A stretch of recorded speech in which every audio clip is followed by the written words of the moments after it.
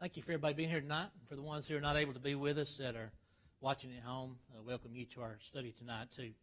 Speaking of that, my wife is still at home.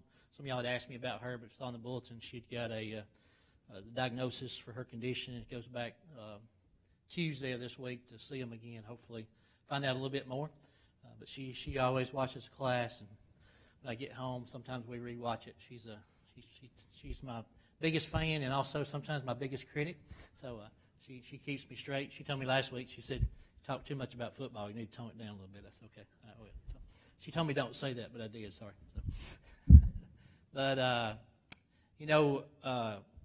arguably probably the greatest evidence of the power of the gospel of Christ is its ability to transform people, to affect a change in people's lives. And I've asked Brother Jimmy, if he will, to start us out by reading 1 Corinthians chapter 6, two verses there, verses 9 through 11. So if you're following along, 1 Corinthians 6, verses 9 through 11. Brother Jimmy.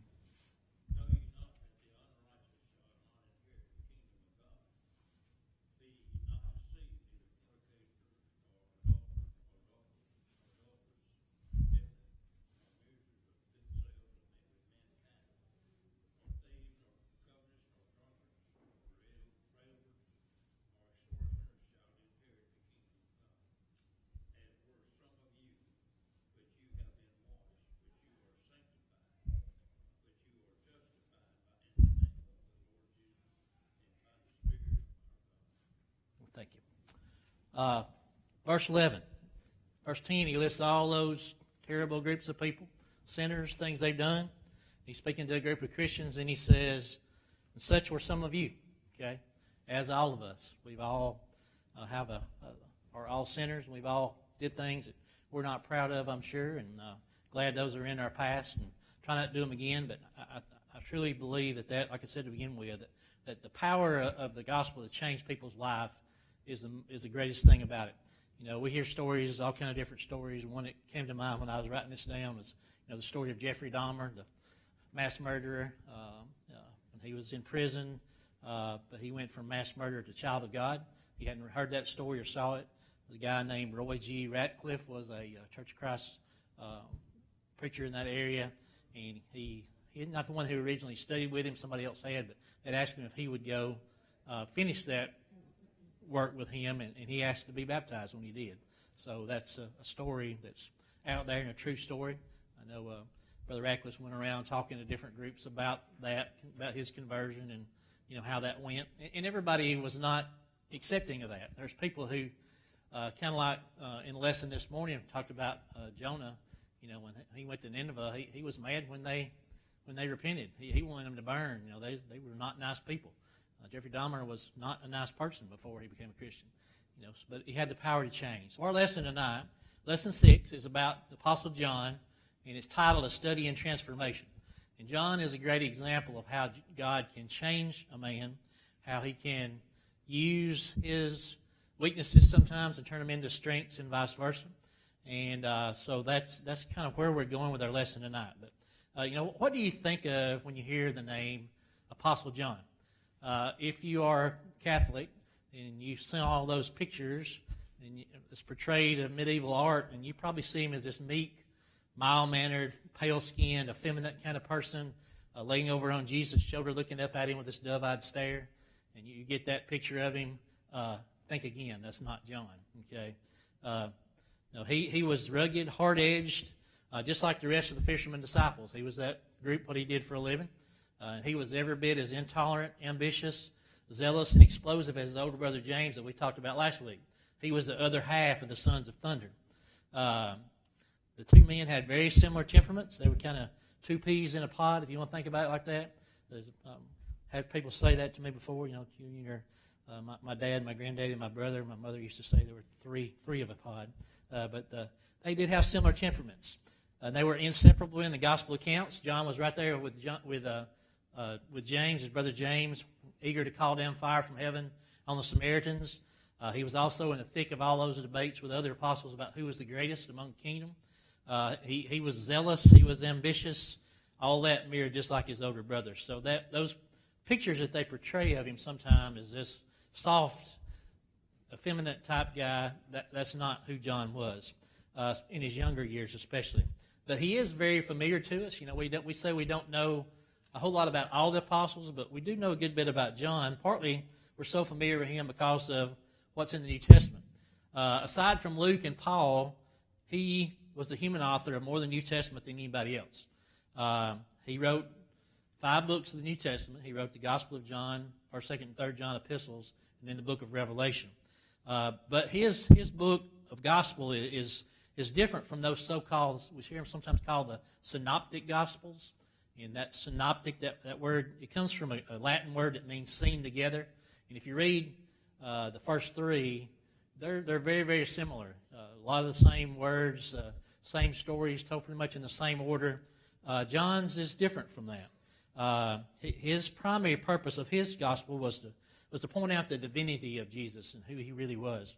And about 92%, some expert did that, not me, but about 92% of the book of John is unique. It's different from the other 3 Gospels. So he has a different take on it, and he tells some things. But only in John, we read about Jesus cleansing the temple, about his ministry and baptism, about the wedding of Cana in Galilee, about Nicodemus being told he had to be born again, the story of the Samaritan woman, the raising of Lazarus from the dead, the washing of the apostles' feet in that, the discourse, the discussion they had that night in the upper room. So all those things are unique in John that you don't find in the others. So it's a good book to read, to study.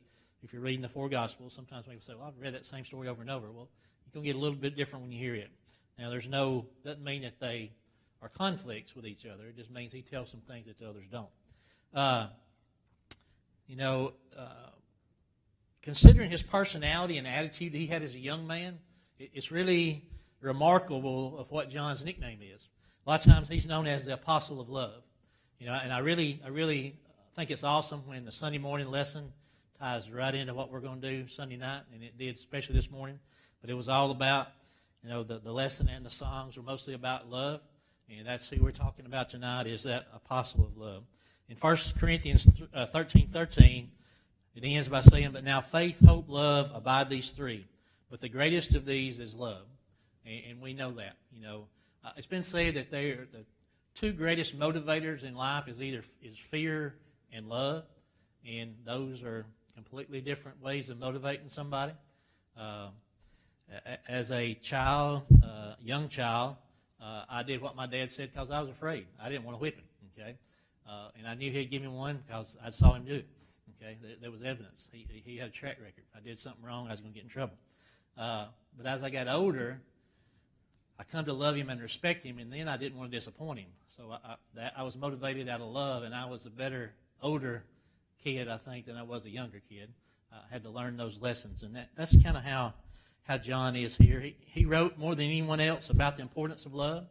He paid particular stress here on Christians' love for Christ, Christ's love for his church, the love for one another that's supposed to be a hallmark of all true believers. And that theme of love just kind of flows through all of the writings, all of his books. But that was not something that really came natural for John. That was not his nature. It was something, a quality he had to learn, and he learned that from being around Christ for those 3 years. That was not who he was originally. We can change. That's what we started out talking about, is how the transformation of what the gospel can do for us. And he saw the gospel. He lived part of it, so he understood that. It's clear from all we see in all the accounts from the other gospels and other things that he was very capable of behaving badly, being narrow-minded, being reckless, unbending, ambitious, just like his brother James. But the thing about him is he aged well. Okay, think about most of us in this room are on the second half of life, but think about who you are now compared to who you were, as a young person. Probably a lot of you still have similar things, but I'm sure we've all changed. We've all mellowed. We have do things a little different. We think about things different than we used to. As a principal, when I was a middle school principal, somebody said, how do you deal with those middle school, 7th grade boys? I said, I remember when I was sitting across the desk, I had done something. I was in the principal's office, and I remember what it was like for me. And he'd say, what was you thinking? I said, I don't know. I wasn't thinking. So we have changed. We've grown up. And John was particularly did that. When he came under the control of the Holy Spirit, he did a complete 180. He was completely different how he was in the beginning.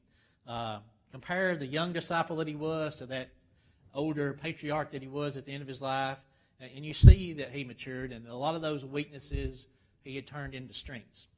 He's an amazing example of what can happen to us, or what should happen to us, really, as we grow in Christ. We allow that God's strength to be made, our weakness to be made, His strength being made perfect in our weakness. So, when we think of the Apostle John today, a lot of times we think of him at the end of his life as that tender-hearted, that elderly apostle. He was kind of the elderly statesman of the church there toward the end of the first century. Everybody loved him. He had a great reputation. He's known for his love for the saints, and that's why he earned that title, the Apostle of Love. So he did grow into that, but don't get the idea that he was always like that. He was not always like that. I heard a story one time, and I can't remember the whole story, but somebody was telling that there was an older preacher, and he was probably in his early 60s, but very calm, just didn't get upset, just a good older guy, just kind of a grandfatherly figure. But he was with the youth group one day down at the park, and they had a city park there in a pond, and a bunch of the teenage boys got to messing around with him and kidding him, and they said, "We're going to throw you in the pond." He said, No, just don't put me in the pond. But then they circled around him like they was going to, and when he did, they said his whole countenance changed. And he's kind of a stocky built guy anyway, and said all of a sudden he kind of took that athletic stance. He broke down. He's like, "Don't do it, boys." And they knew, don't mess with him. Then they found out later he had been a special ops Green Beret guy back in his younger days. So when they was going to try to throw him in the pond, he was about to go back to the old man. No, you're not putting me in the pond. So we change, we mature. We earn the title of where we are later in life, though. Part 2. John learned the balance of love and truth. John seems to always been very committed to the truth from a young age. We first encounter him there in John chapter 1, 35 and 37. We read there where he and Andrew, they were disciples of John the Baptist. We've talked about that a couple times already in our study.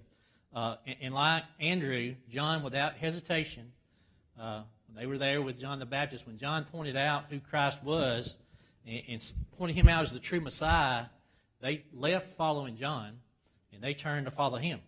Now, they weren't being fickle. That's what they were supposed to do.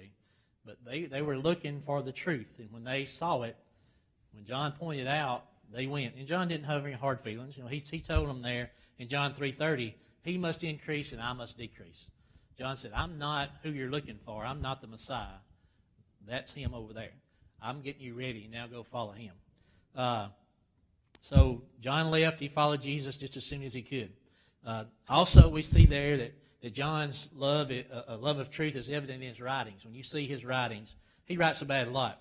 He uses the Greek word there for truth 25 times in the Gospel of John and 20 more times in his 3 epistles. So he speaks about truth a lot. He wrote, I have no greater joy than to hear that my children walk in truth, 3 John chapter 4.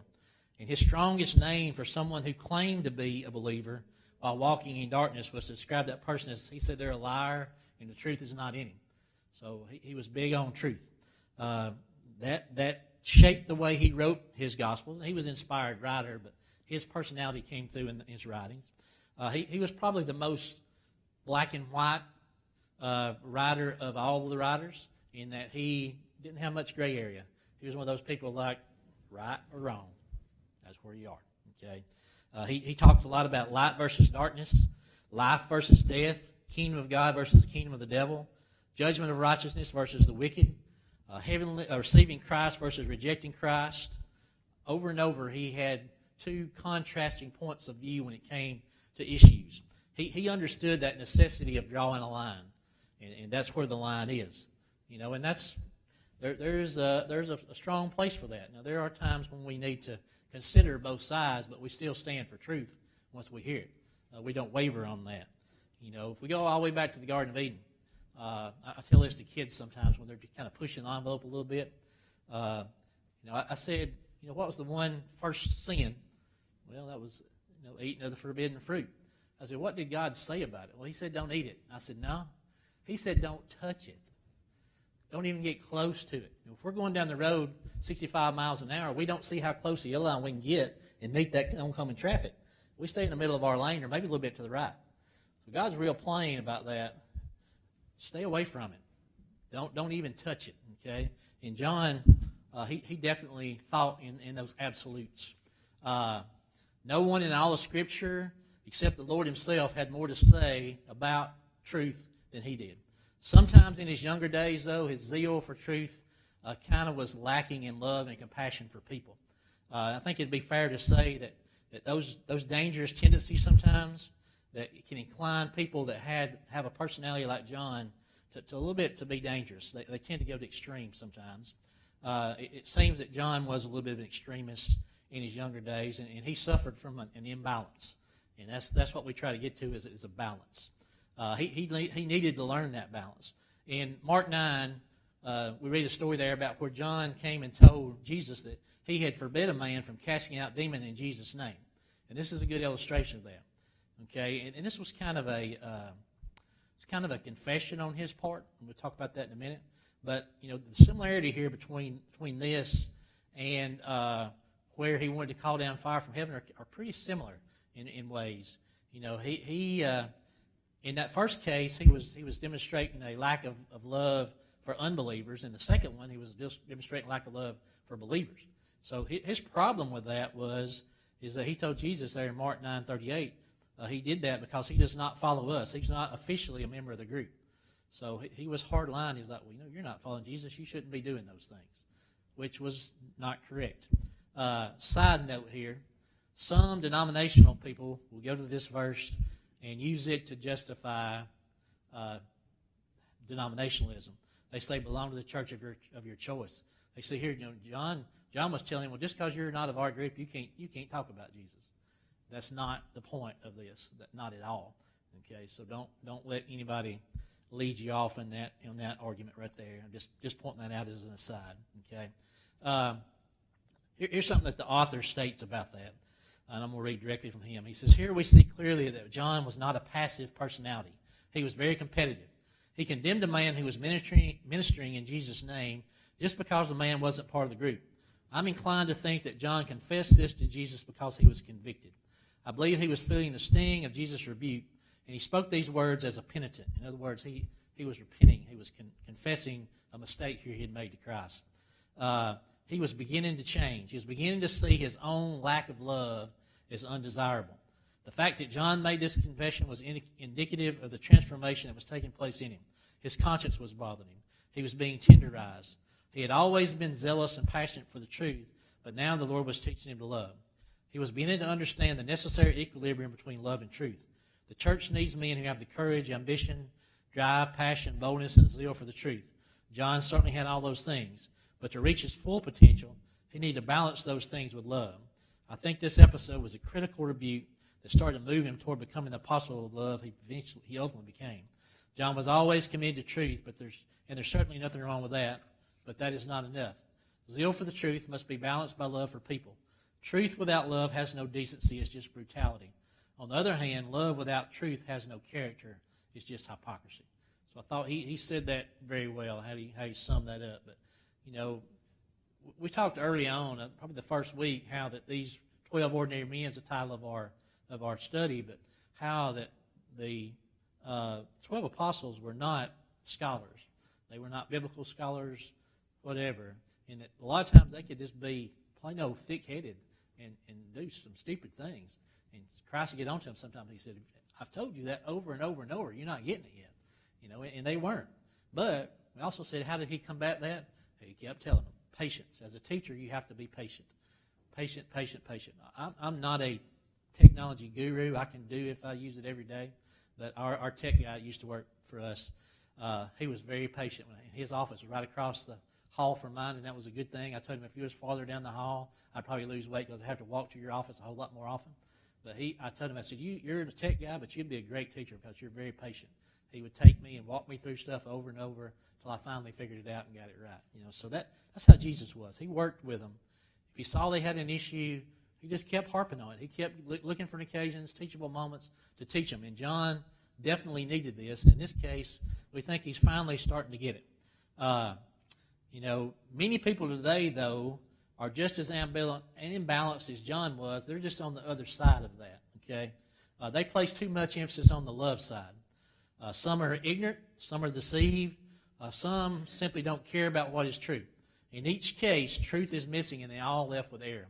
The world's favorite verse, other than don't judge, is John 3:16. For God so loved the world, he gave his only Son, that whosoever believes in him should not perish but have eternal life. And then they stop. Okay, I was studying with the guy I was working with one time, and we talked about it over and over. And one day he said, well, I tell you, John 3:16, that's enough for me. That's good enough. That's all I need to know. And I said, that's a great verse. I agree with you. I said, but have you read the first part of that chapter where he's talking to Nicodemus? I said, there he tells Nicodemus, really I didn't tell him that. He said, what does it say? I said, go read it. And then come back and talk to me and we'll talk about it some more. I want him to read it for himself, not me tell it to him. Have more of an impact.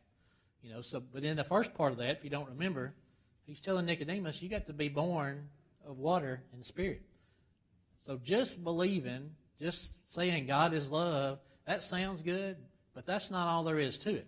So a lot of people are imbalanced as John was in the beginning as a young man, but they're so far on the other side about all we need is love. Okay, that didn't work for the hippies in the 60s. It don't work now. Okay, it doesn't work in religion. All right. One of the favorite words the last few years has been tolerance. Oh, you got to be more tolerant, and that was kind of the devil paving the way for the stuff we got now with all this LBGT, whatever letters else they got it stuck in there. When they were talking about tolerant, now they just wanted to be tolerant. But now they've got a little bit more militant about those things. But they would say, y'all got to be more tolerant. We got to be more accepting of everybody. Love them for who they are. Now we do. We love the sinner, but we hate the sin. A big thing. The Methodist Church just split because they had different groups that had ideas about whether or not they were going to accept homosexuals in as Christians and even have them as preachers or whatever. So there's a point there where tolerance is just letting anything go that wants to happen, and that's not what we're supposed to do. These people talk a lot about love and tolerance, but they can't have any concern or any concept of the truth. Real love, 1 Corinthians 13:6, does not rejoice in iniquity, but rejoices in the truth. On the other hand, the other side of that, looking at ourselves now, there are many who have all their factual ducks in a row, but they're unloving and self-exalting. We have a problem with that, I think. I think several years ago in the church that was a problem. I think we've gotten better at that. I think so. But when you do that, you got the truth, but it's just cold facts and it's stifling and it's not attractive to people. It's the way you present that, and we see that over and over. The lack of love can cripple the truth if you don't have love to go with it. Tell you a quick story. Me and a friend of mine, we're both members of the church. I grew up together, but we were at a conference one time, and we were riding from the conference back to the hotel, riding across a big long bridge, and he and I were in the back seat. Two of our fellow workers were in the front, and they were both denominational people, and there was I don't know if I remember the incident just right, but I think there was a car that was sitting in the middle of the highway there crossing the bridge, and we got it slowing traffic down. We got up to it, and nobody was in it. And one of them made a comment in jest like, well, I guess the rapture came or something, and took him out of the car. But when they did, my buddy was with me. Oh, man, he hit him. He started in on a lesson about, what the rapture was and wouldn't and premillennialism, the whole thing, which was good. It was a teachable moment, but not the way he did it. He was full-on bulldog attack mode, and they just shut down, and they wouldn't want to talk about it because the way it was presented. So we have those teachable moments, but we have to do that in love. We have to remember, I think this is a big question. Anytime we get into that, are we more concerned in the moment of winning an argument or winning a soul? Do we want to be right, or do we want to guide that other person into being right? Okay, in that relationship you build with them, and that way of talking to them is everything. Okay, it's not to say, like we said a while ago, that we ever step aside of the truth and let error be taught. But at the same time, there's a way we do that. We have to do that in love. Ephesians 4:15, Paul describes the balance of truth and love as a pinnacle of spiritual maturity. That's all we should strive for. Speaking the truth in love, we may grow up in all things in Him who is the head, Christ. A Christian knows the truth, and he speaks it in love. If you're a mature Christian, that's what you do. Sometimes I see kids at school, not so much at Mars Hill, but when I was especially in public school, but they'd be in religious discussions. That's a good thing. And I'd kind of listen in sometimes, and if it was some of our kids, I'd give them some, points to talk about sometimes. But I'd always had to tell them, you're trying to get your buddy there, your classmate, to believe and come to church with you. You can't just try to win the argument, okay? You got to take it in the right vein, okay? All right. As a mature apostle, though, John seemed to learn this lesson well. His second epistle, 2 John, offers some proof there of how he balanced those two things, the twin values, call them, of truth and love. Throughout that, he repeatedly couples them together. And he writes, to the elect lady and her children whom I love in truth. That's verse 1. Verse 4, he says, I rejoice greatly that I have found some of your children walking in truth. So he spends that whole first half urging them on to keep walking in love. He reminds them of the new commandment, which of course is really not a new commandment, but simply restates an old one, which says the beginning that we love one another there in verse 5. Those two things are inseparable. Jesus was asked one time, what's the greatest commandment? He says, love the Lord your God with all your heart, with all your soul, with all your mind. Matthew 22:37. And he says the second is likened to it, love your neighbor. So both of the commandments that everything hangs on is built on love. Love for God, love for a fellow man. All right? And you love them as yourself. If I was in error, would I want somebody to teach me, and how would I want them to go about it? Okay? Those putting yourself in the other person's place, that's a hard thing to do. It's hard to listen, be a good listener. Ben's lesson this morning really stepped on my toes there a little bit. My wife's accused me of that before. I don't want you to always fix it. If I tell you I got something, I just want you to listen. Okay, just listen. But us as men, we fix things. Okay, we want to fix it. But sometimes that's not what our wives need. They just need us to listen, and that's true. Sometimes we just need to listen. John balances that out though in the second half of that epistle, where he urges the woman here. He said, "Don't compromise your love by receiving false teachers, and don't bless them. If they're undermining the truth, you don't condone that." He says, "For many deceivers have gone out into the world, those who do not acknowledge Jesus Christ as coming in the flesh." This is the deceiver and the Antichrist. All this stuff we're about, who's the Antichrist? Is it whoever, Saddam Hussein, whoever, Putin? This is the Antichrist. Anybody that tells you that Christ hadn't come is not who he is. Watch yourself so you don't lose what you've accomplished, but that you may receive a full reward. Anyone who goes too far and does not abide in the teaching of Christ does not have God. The one who abides in the teaching has both the Father and the Son. If anyone comes to you and does not bring this teaching, do not receive him into your house. Do not give him a greeting. For the ones who give us a greeting participate in his evil deeds. So, first half, he's talking about love, but then the second half, he's giving a warning here about how you don't compromise the truth. You love. We're told to love our enemies and all that, and we do. But at the same time, we don't condone their evil actions. I went with a bunch of guys to the Trash Pandas baseball game a few nights ago. Last week, I guess it was, when we went. And we were talking about various things on the way there. One came up, the issue where one time in this area, way before I moved up here, but there was a multi-denominational effort to try to get everybody together to worship at one time. And, of course, a lot of members of the church did not want to do that. Which we all talked about. That'd be great if we all do the right thing. That's what we're supposed to do. Should just be one big meeting, but that didn't go. It didn't work out. Okay, because some of those that want everybody to come together. I want you to come together and do what I do. Okay, it's not come together and do what the Bible says. So that was a great sentiment, but it didn't work out. So we have to maintain truth and love. But it has to be a perfect balance there. Truth never be abandoned in the name of love. But love is not to be deposed in the name of truth. That's what John learned from Christ. That's the big lesson. And that gave him the balance that he needed. And it brought him out of that harshness that he was as a young man, that really fired up, zealous guy who was always pushing ahead, to toning that down a little bit and balancing that out with some love. All right, part 3. He learned the balance of ambition and humility. As a young man, John was very ambitious. We know that. We talked about that last week. Over and over, things that him and his brother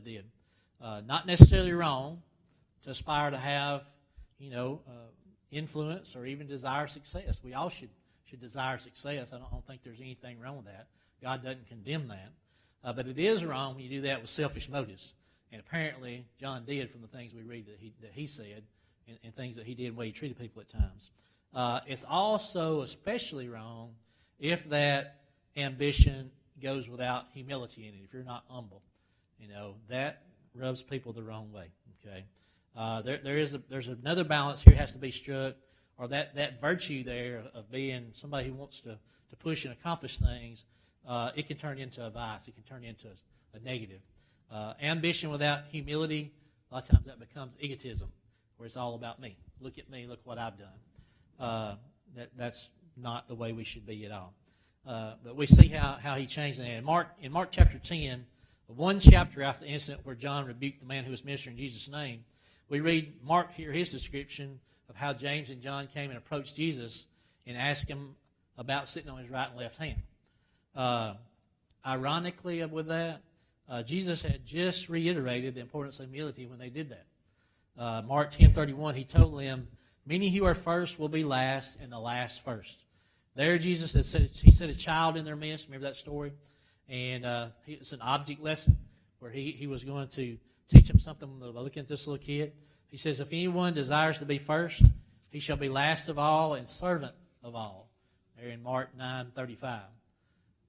Just a few verses later, in 35 and 37, Mark records there that where James and John came to him with that request for everyone to sit on the chief thrones on the right and left. He had told them they was going to have a throne. They wanted the two next to him. Okay, coming as it did here, right after he had been fussing at him, admonishing him about humility, and then they come with that.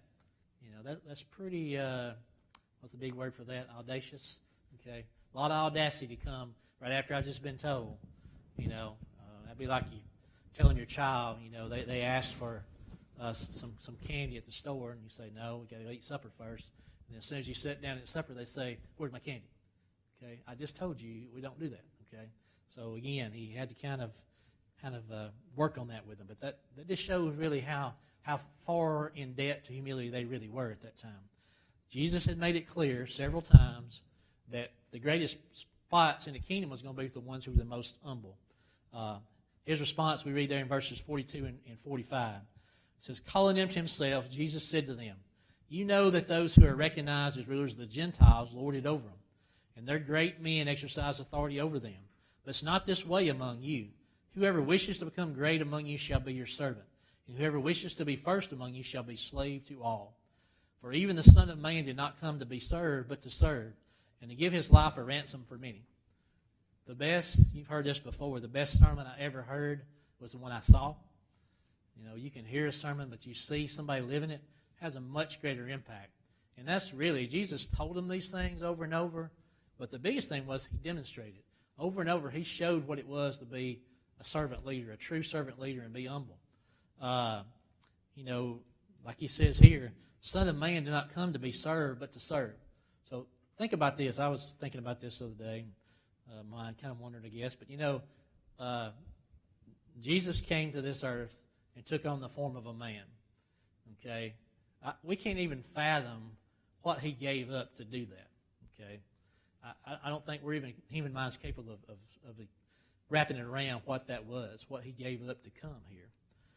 But what really made that amazing is he could have came as a man, but he could have came as, king of the world. He could have came with all the luxuries. He could have came with, all the physical prowess and being the biggest and strongest and the best-looking guy that there was on earth. If he said, "Well, I'll be a human, but if I'm going to do it, I'm going to at least be a good-looking human. I'm at least going to be a rich man. I'm at least going to have the luxuries that world has with all of its problems. At least I'm going to have the best." He didn't say that. He did just the opposite.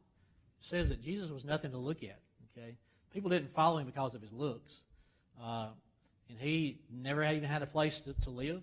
Never had any possession other than the clothes on his back. When he was crucified, they divided his clothes. That's all he had. I mean, he came as the worst possibly could be. It's like me. Well, I love horses. Say, well, you're going to have to, if there was such thing as reincarnation, you're going to be reincarnated as a horse. Okay, All right? I'm not going to be a workhorse that pulls a wagon all day. I'm going to be one of them thoroughbreds, okay? I'm going to be treated like royalty. I'm going to have the finest of everything and fed, the best feed and have the best place to stay, and I'll be pampered and all that. And, they sold me for $10 million. That's the horse I'm going to be. That's not how Jesus did it. He took on the lowest form. So again, he lived that, and he proved that humility by showing them this is how you do it. And they eventually got that, but it took them a while. Well, obviously, Christ was that perfection of true humility. His kingdom is advanced by humble service, not by politics, status, power, or dominion. And that's the biggest problem that the Jews had to figure out early on was that's not how this was going to go. We talked about this last week. The Jews, one reason they didn't accept Jesus is because their idea of a Messiah had nothing to do with religion or spirituality. Their idea of a Messiah was a leader that was going to come and take them back to the top as a world power among men, as a kingdom. So they didn't recognize him as, well, who is this guy? He says he's a Messiah. That's not a Messiah. That's not what we're looking for. But he didn't get where he was going. His kingdom didn't get advanced by those things. It was not by politics. It was not by striking deals. It was not by having status or physical power. That was not how it was going to work. So that was the whole point when he set that child in the middle of them. He was saying the childlikeness here, that's what a true believer's got to be. Luke 18:14, he told him, everyone who exalts himself will be humbled, and he who humbles himself will be exalted. He told the story about if you go as a guest to a wedding, don't go sit at the top seat. Their customs in that day was whoever was the most important person got that seat of honor, and the others, you kind of sat by station on down from there. They said, don't walk in there and sit at the top and then be embarrassed when they come in and say, oh, this guy's here now, you got to move down. That's not how you want to handle it. He says, sit at the lowest, and then if you should be moved up, they'll move you up. So humility, okay? Some of y'all maybe grew up like I did, but we all, when the whole family got together at my grandparents' for Thanksgiving or whatever meal it was, you had tables. You had the table with the adults, you had the kids' table, and you had some of them you had to sit outside on the porch and, eat off one of those little folding tables or whatever. I was probably 40 years old before I ever got to sit at the big table, okay? It took me a while before I got moved up to that. And my granddaddy asked me to bless the food. Like, man, I've arrived. I've moved up in the family. I'm getting to sit up here with all the grown-ups now, So that was, he talked to them over and over and made those examples about what it is to be humble. If you want to be great in the kingdom, you got to be a servant of all. It's kind of astonishing, like we see it, how little that kind of penetrated into their thick heads sometimes. But even on the final night of his life on earth, when they got together for the Last Supper, the custom was somebody washed the feet of everybody because it's dusty, you wear sandals, so that was a servant's job. Well, they didn't have any servants there. Somebody had to do it. None of them jumped up and said, let me do it. So who did it? Jesus did. He showed an example even then. I'm your master, I'm your teacher, but I'm going to be the one to wash your feet, which we thought about Peter said about that. You're not washing my feet. And he said, well, if I don't wash your feet, you got nothing to do with me. So, okay, wash all of me then. Okay. But they finally was starting to get it. But even that night, they were still having an issue with who was going to be the greatest in the earthly kingdom. So John did eventually learn that balance between ambition and humility. And it really became one of his greatest virtues that we see in his writing. We see that through him. For example, I don't know if you know this, and I really didn't until I started studying this, but throughout John's gospel, he never once mentions his own name. He had got to that place of humility. He never says me. He refuses to speak of himself, to even mention his name. Instead, he speaks of himself in reference to Jesus. Instead of putting his name, he focuses all that attention on himself. He calls himself the disciple whom Jesus loved. So that's how he describes himself. And that may sound a little arrogant, but you have to think about what he was saying there. He was saying that in the fact that he was in awe that Jesus loved him. That of all I've done and what a sorry human being I have been, that Jesus still loves me. That in spite of who I am, he loves me. And that's how he described himself. So it was a kind of a self-deprecating type of way of talking about himself. And it seems that there was this this unique reality here where he finally grasped that of who he was and who Christ was and what his job was going to be. That light bulb finally came on. Now, I think, and this is just my way of thinking, I think he finally saw himself as other people saw him. You know, we walk around sometimes and maybe we feel like we're this, you know, but somebody else who sees us, that's not what they see. Okay? You know, so I think he finally saw that true picture in the mirror, and he didn't like what he saw. And he didn't want to be known as that brash, selfish, you know, that type of person anymore. He wanted to be the servant of God. He wanted to be humble, and he was finally starting to get it. It reminded me of a story of Alfred Nobel. All y'all know about the Nobel Prize, right? Alfred Nobel is the guy who established the Nobel Prize. He put a big chunk of money out there, formed this organization, whatever, and they handled it. And they give that prize every year. And they give a prize, Peace Prize. They give it in medicine, various types of science, all those kind of things. But that's what we know Alfred Nobel for. That's not how his life started out. Alfred Nobel was a Swedish chemist. He was an engineer. He was an inventor. He was a businessman. And his family made a ton of money producing explosives and munitions for war. He was basically an arms dealer, if you want to look at it that way. But he invented dynamite. He developed the blasting cap that made nitroglycerin safer. He developed a whole lot of things. He had tons of different patents for things he made. Very smart guy. But in his later life, I think it was in the Paris paper, the newspaper, but it came out and they mistakenly listed in there his obituary. And he wasn't dead, but it listed his obituary. And the obituary said, headline, Merchant of Death is dead. Dr. Alfred Nobel, who became rich by finding ways to kill more people faster than ever before, died yesterday.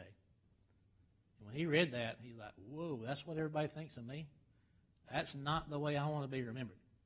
So that's what sparked him to set about to set up that organization, that foundation, put all that money into it to award people for doing good things. He said, maybe I have done a lot of bad things and made my money blood money. He says, but I don't want to be remembered that way. So I'm going to set up a organization that rewards people for doing good things and to advance society and goodness in people. So, you know, he did that. And I think maybe that's kind of what happened to John there. He kind of saw, you know, if I died today, that would be my headline right there, what they read about me, and I don't want it to be that. I want it to be something different. Also, his humility there comes through in the gentle way that he appeals to his readers in all those epistles. He calls them little children, beloved. He includes himself as a brother and a fellow child of God. We read that in 1 John 3:2. There's a tenderness and a compassion there in those when he's older, when he's writing these things, that we don't see in his early life. In Revelations 1:9, he describes himself as your brother and companion in the tribulation and kingdom and patience in Jesus Christ. So at this time, he was the last living apostle. Okay, he was the patriarch of the church. He was the last of the great apostles, of the men who established it. But we don't ever see him at the end of his life promoting himself that way. Somewhere along the way there, John's ambition found humility. And as he mellowed out, he still was courageous, he still was confident, he still was bold, he still was passionate, but he learned some humility. All right, our last point. He learned the balance of suffering and glory. You know, we would read there early, when John was a young man, he had thirst for glory, but he did not have a thirst for suffering. And he didn't understand that those two went together at that point. We see that thirst for glory there when him and his brother are asking for the chief seats.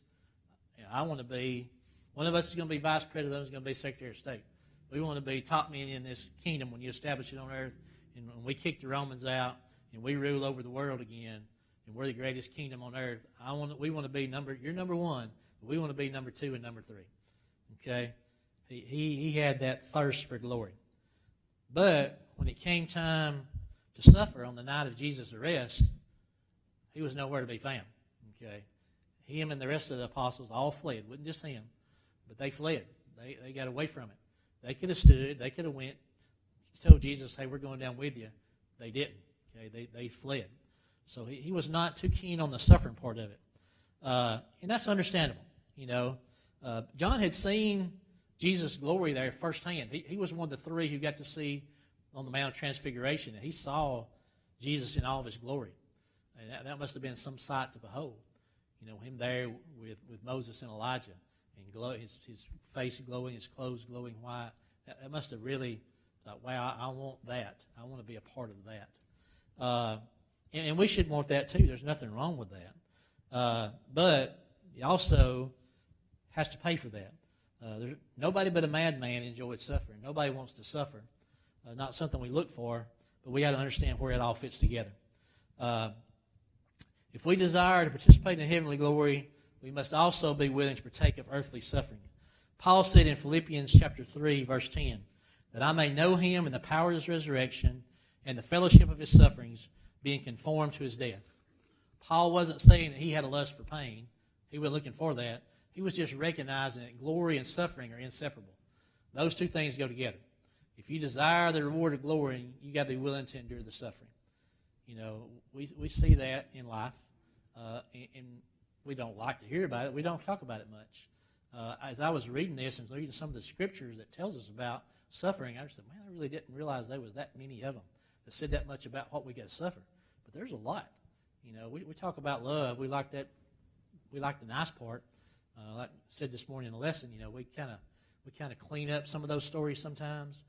We take the good part and we kind of push the bad part aside. But we're told over and over that if you're going to be a Christian, you got to suffer. And I'm telling you, brothers, if we're not suffering, we're probably not doing everything we're supposed to do. If somebody's not giving us a hard time at some point, if we're not kind of looked at as being weird or funny sometimes, or not like everybody else, we probably need to reevaluate ourselves. Maybe we're not doing all we need to be doing in our life. There's supposed to be some suffering there. Suffering is that price of glory. In Romans 8:17, he says, we are heirs of God and joint heirs with Christ, if indeed we suffer with him, that we may also be glorified together. Jesus taught that principle over and over. If anyone desires to come after me, let him deny himself, take up his cross, and follow me. For whoever desires to save his life will lose it, but whoever loses his life for my sake will find it. Matthew 16:24 and 25. Another one says, unless a grain of wheat falls in the ground and dies, it remains alone. But if it dies, it produces much grain. He who loves his life will lose it, and he who hates his life in this world will keep it for eternal life. John 12:24 through 25. If you've thought about it sometime, our country, we're blessed. We don't have to make any decisions about where we're going to stand with the authorities or anything. Not right now. Maybe in some time in the future. Right now we don't. But if we did, you ever think to yourself, what would I do if I was in that situation? We really shouldn't have to think about that. We should know. Okay, we should know what we're going to do.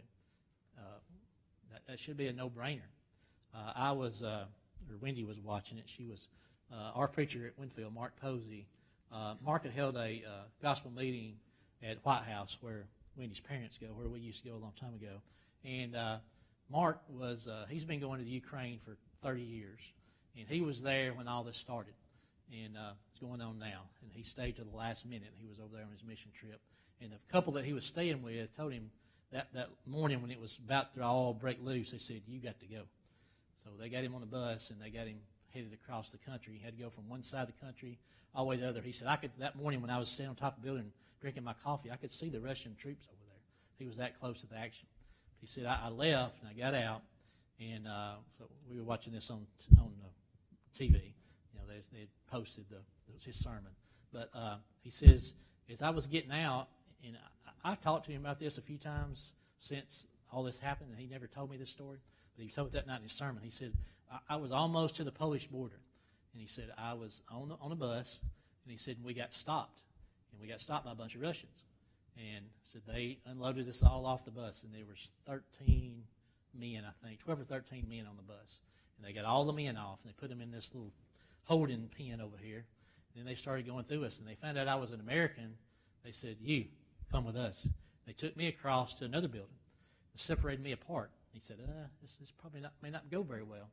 And he got over there, and they questioned him and roughed him up a little bit and physically abused him a little, but come down to the point there at the end, and he said, I always carry my carry-on. He said, I have a Bible that they've carried for years, and I always put my passport inside my Bible. And I always tell you, don't ever lose that passport. Don't give it to anybody. That is your ticket out of the country. He said, so I take that with my Bible. That's my two most precious things I got with me. And he said they had done some things to him, interrogated him there for a long time, asked him what he was doing there, all this kind of stuff. But they put him up there to a table, and the guy that was over him, he come up, and he took his passport, and he put it on one side of the table, and he put his Bible on the other side. And basically came down to, he said, I understand some Russian. He said, but basically come down to which one of those you want. And he said, I'll take the Bible. Okay. So he already decided beforehand, if it comes down to that, that's what I'm going to do. So he was faced with that choice. We may not ever be faced with that choice. But he got out, got home, made it home, but doing great now. But he was faced with that decision. What am I going to do if it comes down to losing my life, physical life, or losing my soul? Which one do I choose? Like I said, that shouldn't be a hard decision for us.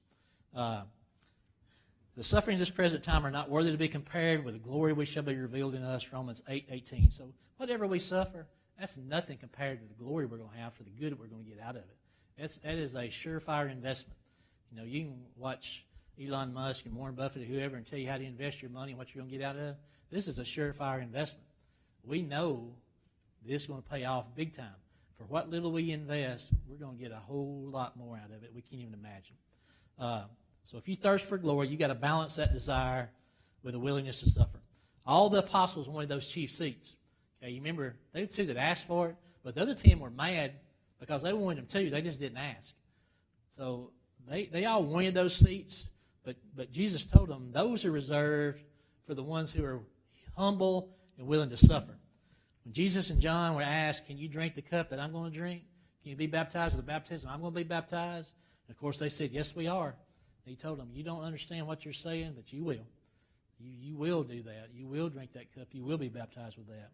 But they were like Peter there. They were kind of boasting that I'm going to follow Jesus to his death. But when that opportunity came along, they ran out on him. They abandoned him. Thankfully, Christ doesn't regard those failures as final. Same thing with us. We talked about this last week, how that, James and John would have called down fire and destroyed those people, Samaritans, but eventually later they got a chance. They were preached to, and they accepted Jesus. So that's not where that went. Same thing for us. They recovered. All of them except John suffered an untimely death, died for their faith. They were martyred one by one in the prime of their life, except for them, except for John. John's the only apostle who lived at a ripe old age. But he suffered in a lot of ways that the others didn't. He was still enduring that earthly anguish and persecution long after the others had already reaped their reward. Kind of like remind me of what Paul said in Philippians 1:23. I'm hard pressed from both directions, having a desire to depart and be with Christ, for that is much better, yet to remain in the flesh is more necessary for your sake. He didn't get that opportunity. He had to stay. He endured a lot of things. He was the only one who was an actual eyewitness to the crucifixion. We know that. He was close enough that Jesus spoke to him. And, Jesus told him there, he said, he talked to his mother first. He said, it says in that script in John 19:26-27, Jesus then saw his mother and the disciple whom he loved standing nearby. That's John. Remember, he didn't name himself. And he said, woman, behold your son. And he said to the disciple, behold your mother. And from that moment on, John took Jesus' mother, Mary, in, and he took care of her the rest of her life. So we do know that. But he was there. He got to see the Roman soldiers drive those nails in Jesus' hand. He got to see him pierce his side. He was right there. He was the one who was there. So he bore that maybe a little bit more personal. Also, remember, his brother was the first one to be a martyr. So he had to deal with that. And then he had to watch each one of his friends be martyred or hear about it down through the years that he lived his old life. So sometimes dying young is not such a bad thing. You don't have to see those other things. I know I've heard a guy say one time he was 100 years old, and he said, everybody says it's great to be 100. He said, I don't have any family left. All my friends are dead. He says, I really, It's a suffering in a way. So depending on how you look at it. Everybody didn't look at it that way to get in old age, but he did. That's how he saw it. So it's amazing that here Jesus loved a man who wanted to burn up the Samaritans, who was obsessed with status and position, who forsake him, who fled rather than suffer for his sake. But in loving John, he transformed him. He made him into a different man. We noted earlier that John used the word truth 45 times in the gospel and epistles.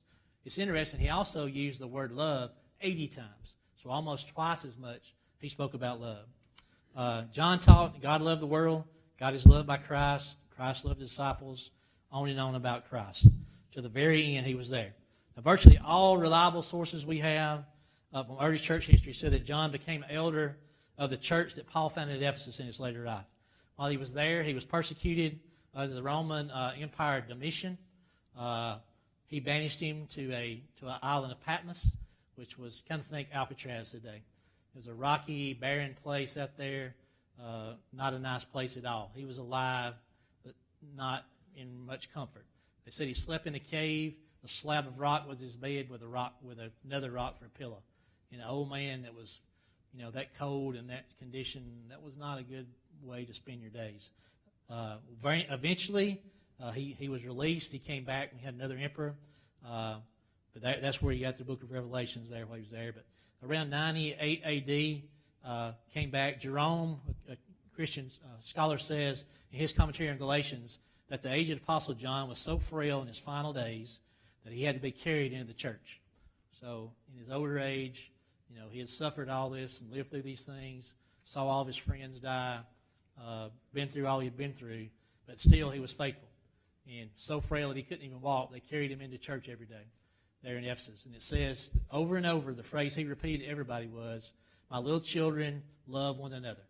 So in his last days, that was the message that he had for everybody. Because like we said to begin with, that's the key. That's what all the laws and the prophet hangs on is love. So if you don't have anything else, have love. So let's work on that this week. Let's see what we can do about being more loving to each other. I know at Mars Hill, that is kind of the school motto there and has been for years. They love one another and love rule the school. That came from T.B. Larimore way back when he established that school years ago. But that's up everywhere. You see it everywhere. It's on everything. Really stress that is to love, and something we should stress to ourselves. Thank you for your attention. Y'all have a good week, and see what we can do next weekend. Thank you.